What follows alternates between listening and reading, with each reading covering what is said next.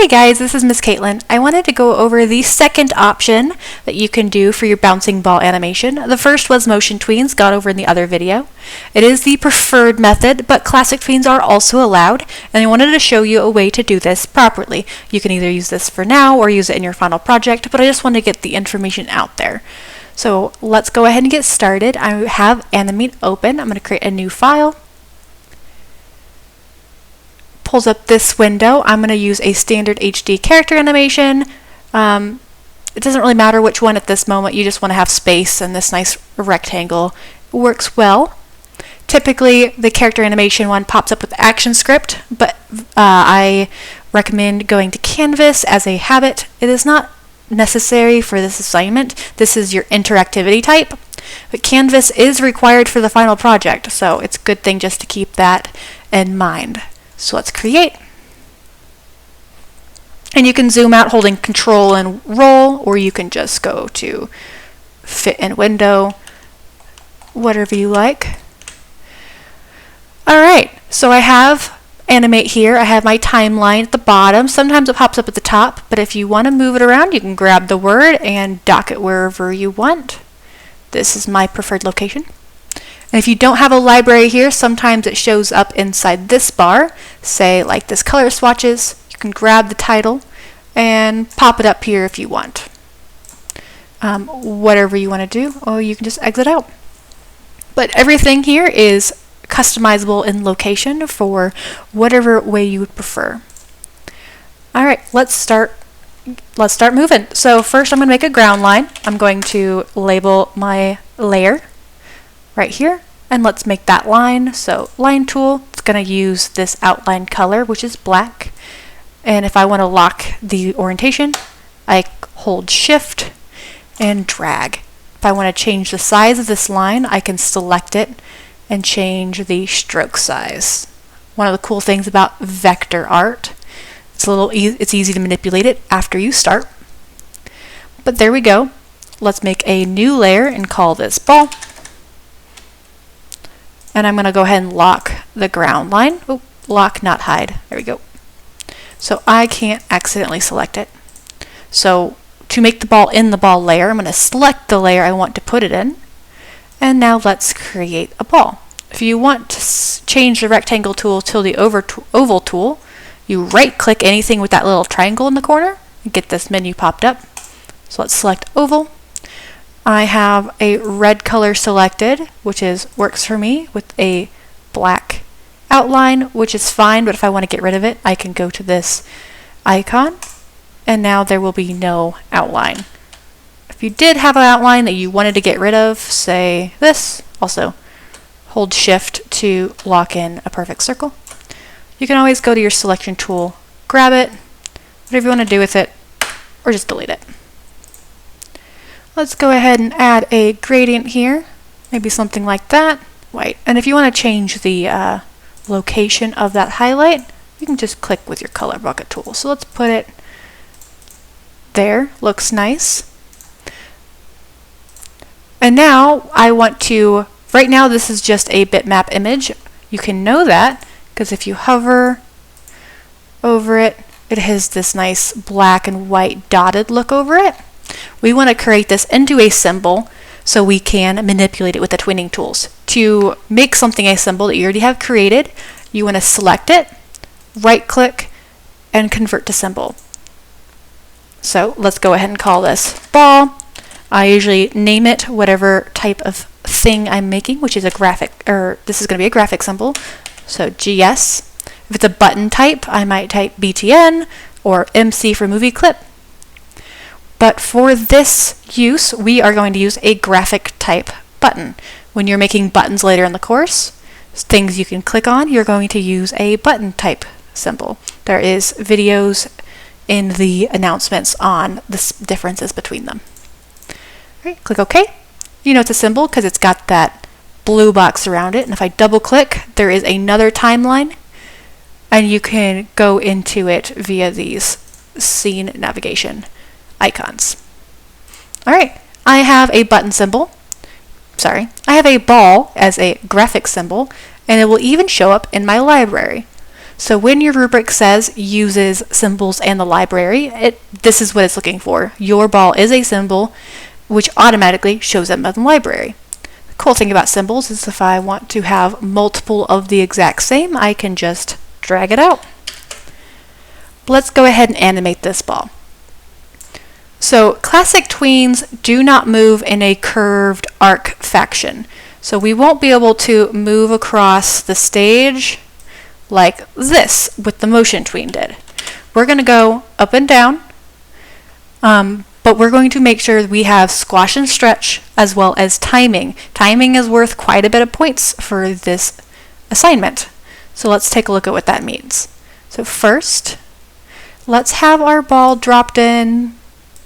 Let's say it starts off the page. That's fine. And if I don't like how wide this is, you can also click in the background to change your properties. You could even change this. So maybe the width is a little, maybe it's 720 by 720. You can always change it after the fact.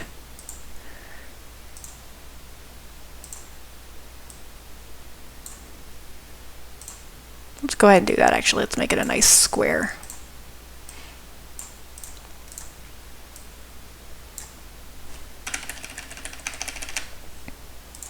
There you go. Let's move on. All right. Let's make this bounce. So we want to start here, and over time, we want it to hit the ground. So that means we need to add time here. So let's say it falls at, say, let's just go 1 second, which is 24 frames. We want to add a keyframe because we want the position to change after 24 frames. However, our ground line disappeared because it doesn't exist at 1 second. It only exists at the first frame. So to make it last longer, stay on screen longer, we're going to hit F5. We're not changing positions. We don't need that dot, which is a keyframe. I'm going to go ahead and click F5 all the way over here just so it stays on screen. So let's move our playhead back over and lock that ground line for now. But we're going to start at the top. That's our point A, and point B is this ball hitting the ground. So we just flip between here, which is an extension of this first keyframe, to here where it moves. But we don't want it to blip like that. We want to see it moving throughout that time period. So in this gap somewhere between these two keyframes, right click and click Create Classic-Tween. This purple line is going to tween it for you between point A and point B. However, when a ball drops, it starts out slow and then it speeds up. So let's make that happen, but first we can do when the bounce goes up. So maybe, so we had it at 24, that's 48 is 1 second. It's probably not going to bounce as high, so let's make it happen a little less time. So let's add a keyframe and then move the ball back up, but maybe not quite as far because there we go. There is a bounce. However, it's really boring. So let's change that. So in here, we want to adjust the tweening. So we want to go to this effect, and we want it to start slow and get faster. So this ease and out, what here, it start slow, get faster, and slow down again. We don't want it to slow down right before it hits the ground. That should be the fastest it goes. So this one, it starts fast and slows down, and this one starts slow and speeds up. So let's use the ease in. We can change how dramatic this curve is. Let's see what this first one is. So I double clicked it. See what that looks like. Much better. So let's do the same thing over here. So we did an ease in, but we don't want it to start slow off the ground. We want it to be super fast and slow down at the top. So this time we're going to use an ease out with the same quad. Double click up to apply. Let's see what that looks like. Much more lively. And we can just keep on going. So this one we used that amount of frames. So Let's do a little bit. Let's actually do the same because it's going to hit the ground again.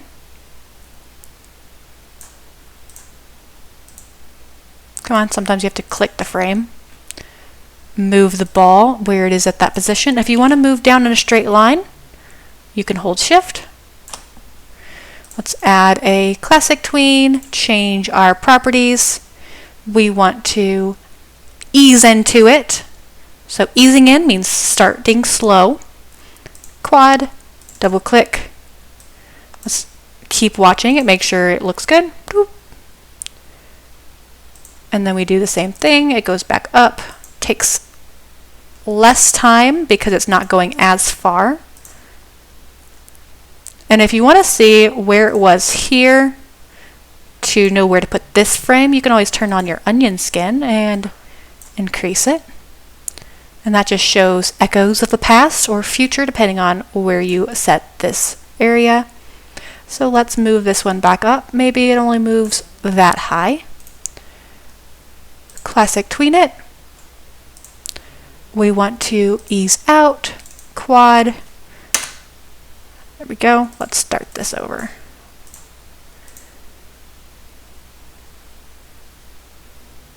All right, you're going to need to do 5 bounces. Let's stop there. And I can even delete, remove these frames so it stops. It doesn't continue playing after the ball is done. So there is our basic timing. Much less boring having it speed up.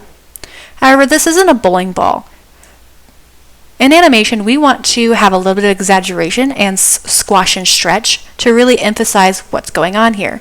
One of those is timing, which we have done, but let's do squash and stretch. So right here, when it hits the ground, the ball should be squashed lightly. Its weight is pressing down on it. This ball is a little malleable. It's not a bowling ball. It is a rubber ball with a little bit of stretch to it. So we're going to take this. We're going to add a keyframe. Make sure we know where we're putting it on either side. And go ahead and do that for each of the ground hits. And now we're going to manipulate them. So this keyframe, we want to squash it a bit. And to keep the shape, you also need to make it a little wider. And then move it back down, make sure it's touching the ground. We locked in the other keyframes because this one is the only frame that is squashed. So we need to stretch on either side. So let's manipulate it in, manipulate it out, keep the volumes, and do the same thing on either side. So, and if you want to get them to match up, you can use your onion skinning to kind of see what you're doing.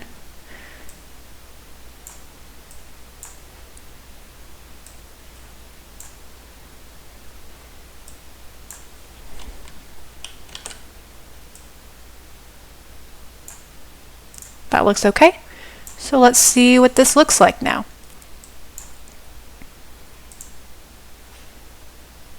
It's got a nice little bounce there. Let's go ahead and only look at that portion. So we want to see this first bounce in isolation. So when I play it, it's going to repeat that bounce. And you can exaggerate this even further. Let's go ahead and select here and here, just so I can change both of these at the same time. Let's do our ease in with a little more drama. Let's see what this looks like. And also do our ease out. I'm holding control to get a selection on both of these. Let's see our ease out. I think we did court. Let's see what that looks like. It kind of floats in the air a bit. Right here. It's a little bit too much. But you see how the options here under tweening really affect what you want to do. So I can just Control Z that change. Let's see what that looks like. A little more natural. But when I'm grading, I'm going to be looking for timing, and I'm going to use the onion skin tool to do it. So you see here, let me just...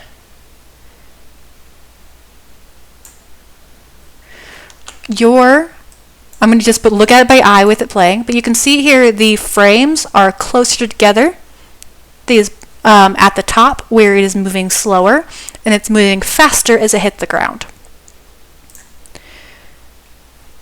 So there is squash and stretch and timing, as well as symbols in the library. You also need to do a background. This is not enough. You need to have, it could be a room, it could be a tennis ball court, it could be whatever you want it to look like, but it does need to use color, and it needs to show that you can use these tools. As for turning this in, you want to go ahead and export it as a export video. Set this to H.264, which is an MP4 file. Alright, I'm going to go ahead and put this under my downloads. Let's name it. I'm going to name it Classic-Tween Tutorial. Awesome. And click Save and Export. And this is going to use Media Encoder, which is another part of the Creative Cloud Suite that you should be able to get under the same subscription you got Animate with. I'm going to let that load. There it is. And from here, I have this section here, and it's going to go ahead and download. It's going to take a minute. I'm going to pause. All right, mine's done. Mine's set to go start automatically, but you may need to press an orange triangle up in the corner. It should go straight where you put it. So in my downloads, I have this Classic-Tween MP4. You're going to turn this in, fully finished with 5 bounces and a background, as well as the original FLA document from Adobe Animate. Adobe Animate says as FLA because it is a flash. Originally, it was called a flash file. Technically, XFL works as well, but I've had issues with it in the past, so I'd recommend using FLA, the standard version. Hopefully that clears things up and makes this even easier for you in having multiple choices. I hope you have a wonderful week.